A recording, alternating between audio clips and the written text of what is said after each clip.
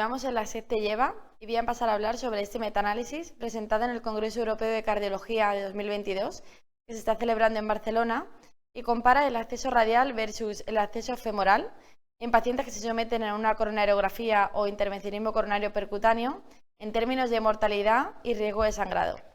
Como introducción, sabemos que tanto el intervencionismo coronario como el tratamiento antitrombótico mejoran el pronóstico de los pacientes con síndrome coronario, pero también conllevan un riesgo de sangrado y complicaciones vasculares.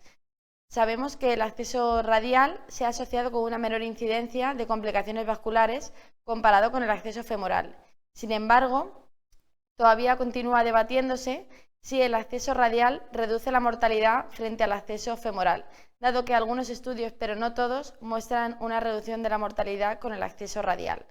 De ahí que surja este metaanálisis, cuyo objetivo será evaluar si el acceso radial se asocia con una menor incidencia de mortalidad y sangrado mayor, así como si estas asociaciones están relacionadas por las características clínicas o del procedimiento. Y finalmente, si la prevención del sangrado explica esta reducción de la mortalidad.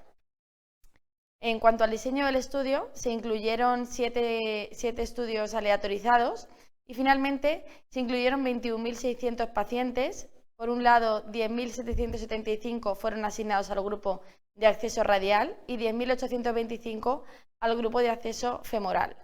En cuanto a las características basales de los pacientes incluidos en el estudio, la edad media fue de 64 años, cerca de un 32% eran mujeres en ambos grupos.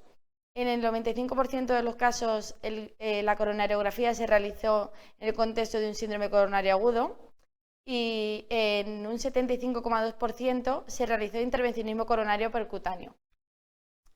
En cuanto a los resultados del estudio, podemos observar en la gráfica que se produjo una reducción del 23% en cuanto a la mortalidad por todas las causas a los 30 días a favor del grupo de acceso radial de forma estadísticamente significativa y con un NNT de 214.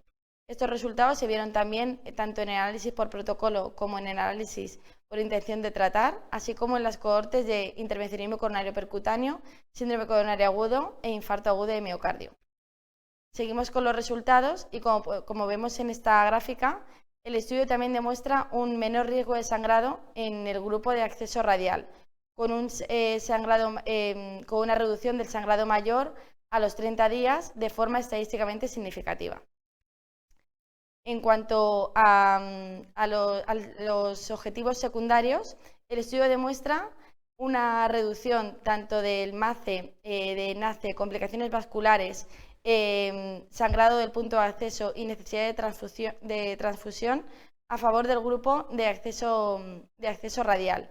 Sin embargo, no muestra diferencias en cuanto al riesgo de infarto agudo de miocardio, ictus o trombosis del stent.